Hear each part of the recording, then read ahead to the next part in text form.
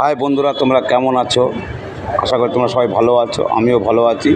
আজকে চলে আসলাম একটা নতুন ভিডিও নিয়ে, নতুন দিনের নতুন ভিডিও। জানি না ভিডিওটা কেমন হবে, তবে আশা করি ভালো লাগবে। অনেক দূরে যাব, এই মেট্রোয় এসেছি, মেট্রো স্টেশনে। এখনও ট্রেন আসেনি, আমার পিছন দিকে ট্রেন আসবে। ট্রেন দেখতে থাকো। এই দেখো ট্রেন আসছে, এইবার ট্রেন আসছে, দেখো ট্রেন আসছে, ট্রেন ঢুকছে মনে হচ্ছে। হ্যাঁ, ট্রেন আসছে। একটু ওই জায়গাটা একটু অন্ধকার, আলো নেই এখানটায়, স্টেশনের মধ্যে একটু অন্ধকার, তাই ট্রেন ঢুকছে মনে হচ্ছে। হ্যাঁ, ট্রেন ঢুকছে, দেখো ট্রেন দেখতে হবে ঢুকছে। এই ট্রেন চলে আসলো, ট্রেন চলে আসলো, ওই দেখো ট্রেন চলে আসলো। এটা হচ্ছে মেট্রো ট্রেন, পাতাল ট্রেন বাংলায় যাকে বলে। আমরা সবাই জানি, তোমরাও জানো, তাও আমি একটু বললাম। এই যে উঠছি ট্রেনে উঠছি, ক্যামেরাটা নিচে ধরা হয়ে গেছিলো ওঠার সময়, উঠতে অসুবিধা ছিল তো হাঁটতে, তাই ক্যামেরা নিচে ধরা ছিল। এই দেখো বাইরের দিকটা, এইবার দেখাচ্ছে ভিতর দিকটা কত সুন্দর, দেখো ঠান্ডা, এসি লাগানো, বুঝেছো? এইবার আমাদের ট্রেনটা ছাড়বে, ছেড়ে দিয়েছে ট্রেন। বাইরে একটু মেঘলা মেঘলা ওয়েদার তো, আজ সারাদিনই মেঘলা, তাই পরিষ্কার বোঝা যাচ্ছে না, বাইরেটা কুয়াশা কুয়াশা লাগছে। এবার ট্রেন ছেড়ে দিয়েছে, সবাই দেখছে, সবাই বসে আছে যার যার সিটে। এবার দেখো চলে এসেছি স্টেশনে, যে স্টেশনে নামবো আমরা, খুব কাছাকাছি চলে এসেছি। এক্ষুনি স্টেশনে নামবো, তোমরা দেখতে থাকো। দেখো এখন স্টেশনে নামবো, এই গেটটা একাই খুলে যাবে। এই স্টেশনে ঢুকে পড়েছি আমরা, স্টেশনে ঢুকে পড়েছি। এই দেখো আবার গেট খুলবে। এবার গেটটা খুলে প্রথমে বাঁ দিকে যাবো, গিয়ে আবার ডান দিকে যাবো। গেট খুলছে, দেখো গেট খুলে গেল। এই বাঁ দিকে যেতে গিয়ে আবার ডান দিকে যাচ্ছি। দেখে নিলাম পোস্টারটা কোন দিকে যাচ্ছি আমি। দেখেছো বন্ধুরা, আজ ওয়েদারটা খুব ভালো, মেঘলা ওয়েদার, কিন্তু গরম নেই। এটা কষ্ট হচ্ছে না, মজা হচ্ছে। কিন্তু এসি ছিলাম তো এতক্ষণ, ভালোই লাগছিলো। এই উঠছি, এবার যাব লিফটে উঠছি। লিফটে অনেকেই চড়েছো, কিন্তু অনেকেই দেখোনি। যারা দেখোনি তারা দেখে নাও। এখানে শুধু দাঁড়ালেই হয়ে যাবে, হাঁটতে হবে না, না হাঁটলেই চলে যাব। দেখো উঠে পড়েছি, এই দেখো চলে এসেছি। সামনে আবার পুলিশ কাকু দাঁড়িয়ে আছে, ও আমাকে ক্যামেরা দেখলেই ব্যাস, যদি দেখেছে ভিডিও করি অবস্থা খারাপ করে দেবে, জেলও হয়ে যেতে পারে। ওই জন্য ক্যামেরাটা উল্টাপাল্টা হচ্ছে। নিচের দিকে তাক ধরে রেখেছি। এখানে টিকিটটা পুশ করতে হবে, ওই লালটা খুলে যাবে। দেখো টিকিট পুশ করবো, এই টিকিট পুশ করলাম, লালটা খুলে গেল। আমি বাইরে বেরিয়ে যাচ্ছি। এই দেখো এখানে পুলিশ কাকু আছে বলে ক্যামেরাটা নিচে ধরে রেখেছি, যাতে বুঝতে না পারে যে আমি ক্যামেরা করছি। এই দেখো রাস্তার দিকে এগিয়ে যাচ্ছি। এবার সিঁড়িতে উপরে উঠবো, এই উঠে পড়েছি, যাচ্ছি মেট্রো ট্রেনে। বাইরের দিকে চলে এসেছি, এবার অটোতে উঠতে হবে। এবার লোককে জিজ্ঞাসা করবো, দাদা এখানটা যাবো, অটোটা কোথায় যাওয়ার কথা আছে, যেখানে যাবো সেখানে অটোটা জিজ্ঞাসা করবো। তাহলে বন্ধুরা বুঝেছো, ভিডিওটা হেঁটে যাচ্ছি। বন্ধুরা ভিডিওটা ভালো লাগে। এই অটোতে উঠে পড়েছি, অটোতে করে যাচ্ছি। কত সুন্দর পরিবেশ, গাড়িতে ঝাঁকুনি হচ্ছে, তাই ভিডিওটা কাঁপছে। মনে করো না, আমি নতুন, তো এখনও ঠিক আগের মতো ভালো করতে পারি না, আমি তো নতুন, ঠিক আছে। এই রাস্তায় আমি কোনোদিন আসিনি, এই প্রথম আসলাম, মানে এই রুটটায় কোনোদিনও আসিনি। এলাকায় এসেছি কিন্তু এই রুটে আসিনি অটোতে করে। আগে গেলে কালীঘাট, এই যে কালীঘাটের মন্দির গেট। এবার সামনে চেতলা ব্রিজ, এই যে চেতলা ব্রিজে উঠছি। আর কিছুক্ষণ পরে আমি নেমে পড়বো, মিনিট দুয়েকের মধ্যে ব্রিজটা টপকে গেলেই আমি নেমে পড়বো, ওভারটেক করার পরেই। এই চলে আসলাম আলিপুর মিউজিয়াম, এইখানে আমার আসার কথা ছিল। এই যাচ্ছি, এবার রাস্তা পার হব, রাস্তার এপারে না, ওই রাস্তা পার হয়ে যাচ্ছি মন্দির, এই গেটে, মন্দির না, আমি ভুল বললাম, মিউজিয়ামের গেটের সামনে চলে এসেছি। এই দেখো যাচ্ছি, এই যে সেই মিউজিয়াম, আকাঙ্ক্ষিত মিউজিয়াম, কলকাতার সবচেয়ে বড় মিউজিয়াম। আগে এটা জেলখানা ছিল, এখন জেলখানা অন্য জায়গায় চলে গেছে দক্ষিণ 24 পরগনা বারাইপুরে চলে গেছে জেলখানা, এখন সেটা মিউজিয়াম হয়েছে। কত সুন্দর হাতের কাজ, দেখো ব্রিটিশরা করে গেছে, দেখেছো কত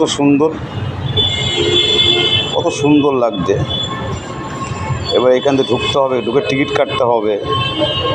অনেকে জেনে রাখো, যারা আসুনি তারা জেনে রাখো, 30 টাকার টিকিট মাথা পিছু, 30 টাকার টিকিট লাগে। এবার টিকিটটা কাটবো, টিকিটটা কেটে ভিতরে ঢুকবো। দেখো আমি যাচ্ছি, কিন্তু টিকিট কাটার ওই জায়গাটা ভিডিও করা বারণ আছে, তাই ওখানে ভিডিও করতে পারিনি। বাদিকে কফি হাউস, কফি খেতে পারো, ওখানে আড্ডা মারতে পারো। এইবার ভিতর দিকে যাচ্ছি, আমি ভিতর দিকে যাচ্ছি। হ্যাঁ, টিকিট কাটার ওখানে বাদিকে টিকিট কাউন্টার, কিন্তু ওখানে টিকিট কাটার সময় এই টিকিট কাটা হয়ে গেল। এবার যাচ্ছি, সামনের দাদা আমাকে চিনতে পেরেছে, দাদা চিনতে পেরে আমাকে হ্যান্ডশেক করলো।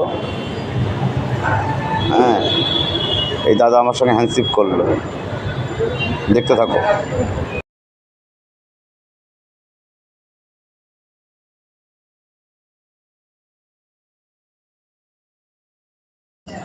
এখানে একটা বিশ্ব বাংলার স্টিকার দেখা যাচ্ছে। চলো আমরা ভিতরের দিকে যাই, কি আছে দেখি। ওফ, কত সুন্দর পরিবেশ! না আসলে দেখতেই পারতাম না, জানতেই পারতাম না যে ভিতরে এত সুন্দর পরিবেশ আছে, তাই না? কত সুন্দর পরিবেশ, দেখার মতো। ওটা কি লেখা আছে, কাছে যাইনি, দূর থেকে দেখছিলাম, কাছে যাইনি, তাই দূর থেকেই দেখছিলাম। কত সুন্দর পরিবেশ, দেখো সব এক কালারের দরজা জানালা, গাছগুলো কত সুন্দর, পরিষ্কার পরিচ্ছন্ন পরিবেশ, দেখার মতো। সত্যি কি বলবো, অদ্ভুত অদ্ভুত একটা দৃশ্য আমি দেখতে পাচ্ছি। কত সুন্দর পরিবেশ। চলো আমরা এগিয়ে যাই, দেখি বোর্ডে কী লেখা আছে, সেটা ফলো করি, তারপরে কোন দিকে যাবো সেটা ঠিক করব। এদিকে লেখা আছে ফাঁসি মঞ্চ, আরও অনেক কিছু লেখা আছে। চলো আমরা বাঁদিকেই যাই, বাঁদিকে দেখে আসি কী আছে। চলো দেখে আসি, চলো ওই মাঠটা আগে যাই, কী আছে দেখি। দেখো বন্ধু, আমি যা যা দেখেছি তাই তোমাদের মাঝে শেয়ার করে দিচ্ছি। তোমাদের যদি ভালো লাগে লাইক, কমেন্ট, শেয়ার এবং সাবস্ক্রাইব করতে ভুলো না। চলো, এই ভারত মাতার সন্তানরা এখানে আছে, আমি দেখতে পাচ্ছি সব ভারত মাতার বীর সন্তানরা এখানে আছে। চলো এবার যাই, ফাঁসির মঞ্চের দিকে যাই, কোন দিকটা ফাঁসির মঞ্চ কী কী আছে চলো এবার দেখে আসি। চলো, রাস্তাটা অনেকটাই দূর, বেশ অনেকটা হাঁটতে হচ্ছে, ওই জন্য ভিডিওটা কাঁপছে, হাঁটছি তো তাই কাঁপছে।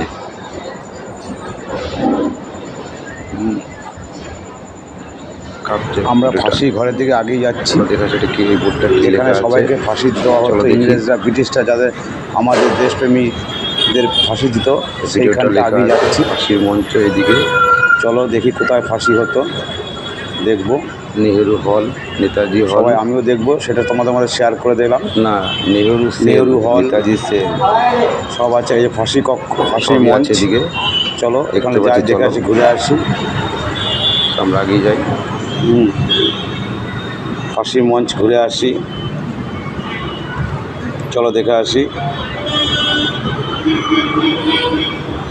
এই কী লেখা আছে বাংলায় ছোট ছোট করে, চলো ঘুরে আসি ফাঁসির মঞ্চের কাছাকাছি। এই ঢুকে পড়লাম আমরা ফাঁসির মঞ্চে। চলো, এখানটা বহুত নামী গুণীমান ব্যক্তিদের, দেশপ্রেমীদের এখানে ফাঁসি দেওয়া হয়েছিল। এইখানে দেওয়া হয়েছিল লাস্ট 2004 সালে 14ই আগস্ট ধনঞ্জয় চট্টোপাধ্যায়কে ফাঁসি দেওয়া হয়েছিল এইখানটায়। এই সেই জায়গা 2004 সাল 14ই আগস্ট ধনঞ্জয় চট্টোপাধ্যায়কে ফাঁসি দেওয়া হয়েছিল। হিতাল পাকড়ের খুনির অপরাধে, ধর্ষণ এবং খুনির অপরাধে ধনঞ্জয় চট্টোপাধ্যায়কে এখানে ফাঁসি দেওয়া হয়েছিল। সে ফাঁসি দিয়েছিলেন মাননীয় নাটা মল্লিক। এই সেই জায়গাটা, এখানে আসার পর আমার গা পুরো লোমে দাঁড়িয়ে গেছিলো, গা ছিমছিম করছিল। এই সেই জায়গা, ভাবুন এই জায়গাটা একসময় কত ভয়াবহ ছিল, কত মানুষের প্রাণ, আমাদের আপন মানুষের প্রাণ গিয়েছে এইখানটায়, কত লোকের, ক্ষুদিরাম বসু এরকম আরও মহান ব্যক্তিদের প্রাণ এখানটায় গিয়েছে, কত কষ্ট করেছে। এইখানটায় ফাঁসি দেওয়া হতো, কত কষ্ট দেখার, মানে কি বলবো, আমার এই জায়গাটা দেখে গা শিরশির করে উঠছে। আবারও বললাম, কেমন লাগছে যেন সে তাদের কথা বারবার মনে পড়ছে। হ্যাঁ, এই জন্যে বলে সকল দেশের সেরা আমার এই ভারতবর্ষ, এই মহান ভারত। আর যাদের জন্য আমরা স্বাধীনতা পেয়েছি তাদের এইখানে জীবন গেছে। ভাবুন, একবার ভাবুন তো, আজকে আমি আপনি কার জন্য তো ইসে আছি বলুন তো। কত কত লোকের প্রাণ গেছে এইখানটায়। ইংরেজ শাসকরা অত্যাচার করেছে কত আমাদের উপরে, কত লোক অত্যাচার করেছে কত লোককে। এইখানে আমি স্বপ্নেও ভাবিনি যে কোনোদিন আমাকে এই জায়গায় আসতে পারবো। আমি গর্বিত যে তাদের চরণে আমি আসতে পেরেছি, যাদের জন্য আমরা সুখ শান্তি রাতে ঘুমাতে পারি, যাদের জন্য আমরা স্বাধীনতা পেয়েছি। এই স্বাধীনতা সংগ্রামীতে আমি 100 বার 1000 কোটি বার সেলুট জানাই বলুন, তাই না? তারা তো আমাদের জন্যই প্রাণ দিয়েছে, ঠিক না? আজ এইখানটা পুরো স্মৃতি হয়ে আছে। শত লোকের চোখের জল, এখানে শত লোকের কান্না এখনও ভেসে আসে এই জায়গাটা।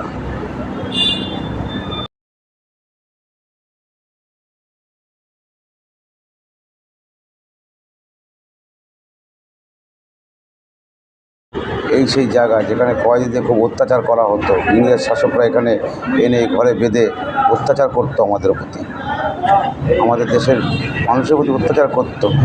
কয়েদিদের ধরে নিয়ে আসতো এইখানটায়, খুব অত্যাচার করতো এই জায়গাটা। দেখুন, তার কিছু ছবি এখানে দেখা যাচ্ছে। দেখুন, এই কারাগারে রাখা হতো, এখানে আটকে রাখা হতো। দেখেছেন কত কষ্ট দিত এইখানটায়, প্রচণ্ড কষ্ট দিত। এই যে মাস্টারদার ক্ষুদিরাম বসু, এটা সরি মাস্টারদার না, ক্ষুদিরাম বসু এখানে দাঁড়িয়ে আছেন। ওনাকে এই ঘরে রাখা হতো। আমরা আগিয়ে যাচ্ছি, আর একটু আগিয়ে যাচ্ছি। আমি তো নতুন, তাই ক্যামেরা ঠিকভাবে করতে পারছি না, আপনারা মনে কিছু করবেন না। ওখান থেকে বেরিয়ে আসলাম আমরা। এবার যাব কিছু কারাগারদের এখানে। দেখতে পাচ্ছেন এখানে একজন আছেন, তার ছবিটা বোঝা যাচ্ছে না দূর থেকে, জুমটা করতে পারছে না, লোকজন ছিল বলে ঠিক করতে পারছিলাম না।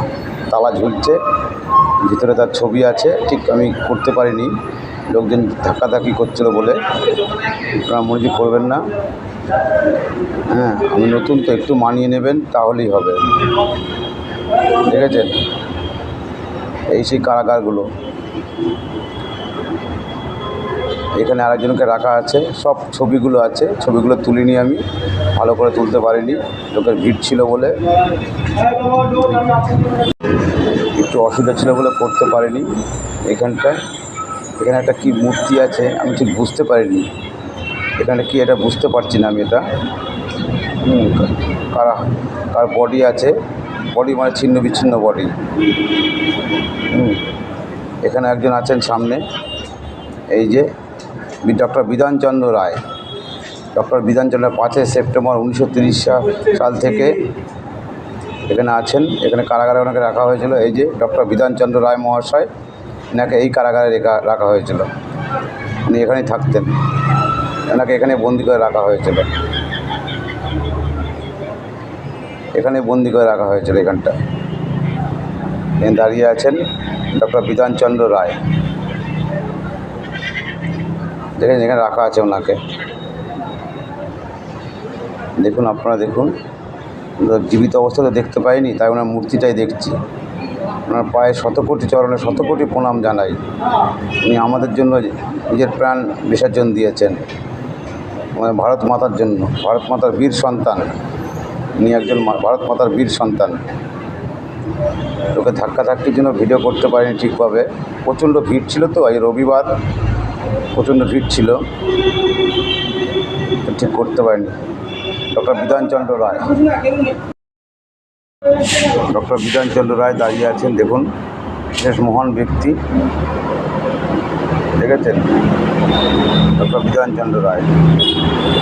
এত লোকের ভিড় তো ভিডিও ঠিকভাবে করা যাচ্ছে না। এই যে নেতাজি সুভাষচন্দ্র বোসের কারাগার, এটা এই ঘরে ওনাকে রাখা হয়েছিল কিছুদিনের জন্য। তারপরে এখান থেকে উনি চলে গিয়েছিল। ওনার তো খোঁজ পাওয়া যায়নি কবে মারা গেছেন, না আদৌ মারা গেছেন না জীবিত আছেন কেউ বলতে পারে না। এই যে বেরিয়ে গেলাম, এই দিদিটা আমার খুব ডিস্টার্ব করছিল। চলে যাচ্ছি আমরা। সুন্দর সামনে একটা সুন্দর ছোট্ট বাগান আছে, বাগান দিয়ে বেরিয়ে যাচ্ছি। আশা করি আপনাদের ভিডিওটা ভালো লাগবে। যারা ভারত মাতাকে ভালোবাসেন তাদের এই ভিডিওটা অবশ্যই ভালো লাগবে। এই সিকিউরিটি গার্ড দাদা বসে আছে। এই আমরা যেমন নেহেরু ভবন, এবার নেহেরুকে যেখানে আটকে রেখেছিল, যেখানে জওহরলাল নেহেরুকে আটকে রাখা হয়েছিল কয়েদি করে, সেইটা দেখুন। ওনাকে ওই ঘরে আটকে রাখা হয়েছিল, সেখানে আমরা যাচ্ছি। আমার পায়ে একটু প্রবলেম বলে ওই মোবাইলটা কাঁপছে। এই ইন্দিরা গান্ধী বসে আছেন, জওহরলাল নেহরুর অপেক্ষায় বসে আছেন। দেখুন যেন স্বয়ং তিনি ইন্দিরা গান্ধী এখানে বসে আছেন। হট করে কেউ দেখলে মনে করবে যে ইন্দিরা গান্ধী এখানে বসে আছেন। আমি যে কোনো কথা ভুল বলে থাকি আমাকে ছোটো সন্তান এবং বন্ধু ভাই হিসাবে ক্ষমা করে দেবেন, ঠিক আছে? আমি তো নতুন করছি, যদি কোনো অপরাধ করে থাকি, ভুল করে থাকি, ভুল কথা বলে থাকি, আমায় ক্ষমা করে দেবেন। দেখুন কত সুন্দর, যেন স্বয়ং ইন্দিরা গান্ধী এখানে বসে আছে। জওহরলাল নেহরুর জন্য অপেক্ষা করছে এখানে বসে বসে। ভাবা যায় এইসব দৃশ্যগুলো, ওহ কি মর্মান্তিক ঘটনা, কি আকর্ষণ ঘটনাগুলো। স্বয়ং বসে আছে ইন্দিরা গান্ধী, তাই না? স্বয়ং বসে আছে যেন। চলে যাচ্ছি আবার। এইবার নেহেরুর কাছে যাব আমরা। এত লোকের ভিড় তো প্রচণ্ড অসুবিধা হচ্ছে ভিডিও করতে। এই রোববারে বাজার ছিল, রোববার, তাই ছুটির দিন। এটা একটা সুন্দর একটা জিনিস কি করে রেখেছে আমি ঠিক বুঝতে পারছি না। আমি ঠিক ইংলিশ ভালো জানি না। জওহরলাল নেহরু ঠিক একটা করে রেখেছে, স্তম্ভ আছে, খুব ভালো লাগে দেখতে। আপনারা দেখুন, আমি দেখছি, আপনারাও দেখুন, আশা করি ভালো লাগবে। চলে যাচ্ছি আমরা, আর একটা জায়গায় যাচ্ছি। কোথায় দেখে এটা কী বলছে, 1 and 2 সেলস। আমি তো ইংরেজি ভালো পড়তে পারি না, তাই পড়তে পারলাম না। চলো ভিতরের দিকে যাব এবার, ভিতরের দিকে যাই। চলো কী আছে দেখি, নিশ্চয়ই কিছু দেখার কিছু আছে, নাহলে এত লোক যাচ্ছে কেন, তাই না? আর আমি যেখানে যাচ্ছি পিছনে সামনে ওই দাদা আর ওই দিদিটা সব জায়গায় যাচ্ছে কেন কি জানি। এখানে কি আছে, সেল এগুলো সব কয়েদিরা থাকতো, সব কয়েদিকে রাখতো আমাদের, যারা আন্দোলন করতো, ভারত ছাড়ো আন্দোলনেতে যোগদান ছিল, তাদের এখানে রাখা হতো, কয়েদি বানিয়ে রাখা হতো। দেখেছ, আমিও জেলে ঢুকে গেছি, আমাকেও রেখে দিয়েছে কিছুক্ষণের জন্য। এখানে কিছু নেই দেখার মতো। এবার পুলিশ মিউজিয়াম যাব, পুলিশ মিউজিয়ামের ভিতরে ঢুকে দেখব কি আছে। চলো এবার পুলিশ মিউজিয়ামের ভিতরে ঢুকি। অনেক আছে, আমি শেষ করতে পারিনি, একদিনে শেষ করা সম্ভব না, একার পক্ষে একদিনে সম্ভব না শেষ করা। প্রচুর বিশাল বড় এরিয়া। দেখেছো কত সুন্দর গাছপালা লাগানো আছে, সুন্দর চারিদিকে গাছপালা লাগানো। তার মাঝখানে যাচ্ছে, দেখো একটা ছোট্ট বাচ্চা মেয়ে নাচছে, আমার দেখে নাচ বন্ধ করে দিল, ভালোই লাগছে। দেখো যাচ্ছি, দেখি কি আছে এখানে। চলো দেখি ভিতরে কি আছে। আগে তো আমি দেখিনি, এখন যাচ্ছে। দেখো পিস্তল, ওরে বাবা, বোমা, পিস্তল সব রাখা আছে এখানে। তখন যারা এগুলো ব্যবহার করতো তাদের এগুলো রাখা আছে, জিনিস, অস্ত্র শস্ত্র সব নামগুলো লেখা আছে, কাদের কারা ব্যবহার করতো সব নাম লেখা আছে, সব দেখতে পারবে, ঠিক আছে, সব লেখা আছে। যে পিতলের বোমার কভার এটা, খোল, মানে খোল যাকে বলে, কভার। 1908 সালে পিস্তলটা ব্যবহার করা হতো, তখনকার দিনে 1908 সালে 31শে আগস্ট। দেখেছো সব আছে, এগুলো দেখতে পাচ্ছ কত সুন্দর। আগেকার দিনে সব অস্ত্র রাখা আছে এখানে, সব বোমা, বোমার খোল এগুলো, মানে কভার, বোমের কভার এগুলো। চলো আবার নেমে পড়ি। আর বেশি কিছু দেখবো না দিকটায়। এবার চলো অন্যদিকে কোথায় কী আছে দেখি। কত বাচ্চা কাচ্চা করছে, রবিবার না, ছুটির দিন, তাই সব ভিড় করেছে। ছুটির দিন সব ভিড় করেছে রবিবারে। সবাই ফ্যামিলি নিয়ে এসছে ঘুরতে সহপরিবারে। এই মেয়েটা শুধু আমার ক্যামেরার দিকে তাকাচ্ছে। চলো এবার দেখি আর কোথায় দেখা যায়। আর বেশিক্ষণ ঘুরবো না, ভালো লাগছে না। এই দেখো আগেকার দিনের ইংরেজরা কীভাবে আমাদের বাঙালিদের উপরে কীভাবে অত্যাচার করতো, ভারতবাসীর ওপর কীভাবে অত্যাচার করতো তাই দেখুন। কীভাবে মারতো, অত্যাচার করতো, চাবুকের ঘা আঘাত করতো, কীভাবে অত্যাচার করতো। সেই বদলা তো আমরা নিয়েছি, ওদের এখান দেশ থেকে তাড়িয়েছি, তাই না? এই দেখো সব লেখা আছে। আন্দোলনে ছেলেরা জেলের ব্যক্তিদের ওপর প্রত্যেকে চলতো নির্মম অত্যাচার।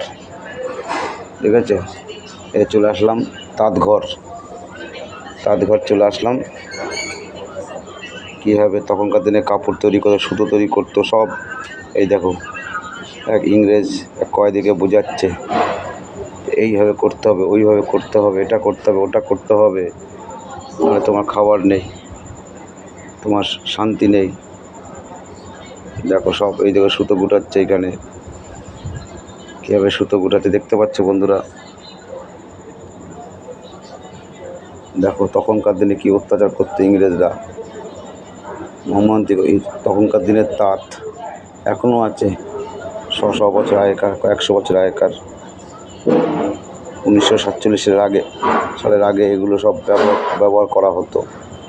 এইখান থেকে সব কেউ দেখো একজন সাধারণ লোক তাঁত বুনছে, দেখতে পাচ্ছ? সে কাপড় তৈরি করছে, ওখানে একজনের সুতো গুটাচ্ছে।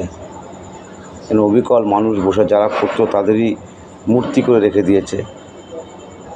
এগুলো আমি না আসলে এত কিছু জানতে, কীভাবে যে এদের প্রতি অত্যাচার করা হতো সেটা আর কি বলবো। এখানে এসে আমার গা ছমছম করে। আমাদের ভারতীয়ের উপর কত রকম অত্যাচার হতো দেখেন। সুতো গুটাচ্ছে একজনা, এরকম অত্যাচার করতো। একজনা তাঁত বুনছে, এই দেখেন আর একজনা তাঁত বুনছে। জানি না তোমাদের ভিডিওটা কেমন লাগলো। অবিকল যেন সে যে মারা গেছে তারই সেই বসে করছে। আর কি বলবো, আমার মুখের ভাষা নেই, আমি কথা বলতে আমার খুব কষ্ট হচ্ছিলো এখানে এসে। সত্যি কথা বলতে বন্ধুরা, আমি হাঁপিয়ে গিয়েছি, অসম্ভব। এত বড় এরিয়ায় একা ক্যামেরা ধরে ঘোরা অসম্ভব আমাকে। তার মধ্যে গরমও আছে, মেঘলা ওয়েদার। হ্যাঁ, এর মধ্যে ঘোরা সম্ভব নাকি একা একা?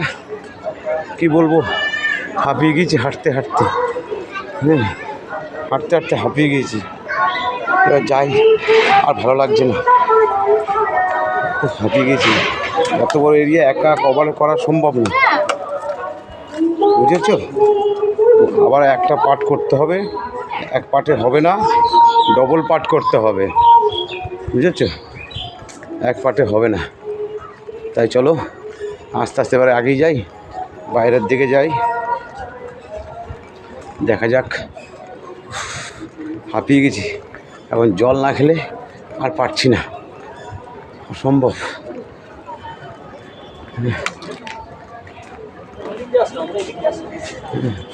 প্রচণ্ড অবস্থা খারাপ হয়ে গেছে, হাঁপিয়ে গেছি হাঁটতে হাঁটতে। এত কোনোদিন হাঁটিনি এতটা, এতটা কোনোদিন হাঁটিনি, এতটা হাঁটিনি গো। ঠিক আছে চলো, অনেক হয়েছে, আর চলো এবার ব্যাক টু হোম। ঠিক আছে, এদিকে কোথাও যেতে হবে না, ব্যাক টু হোম। চলো বাই।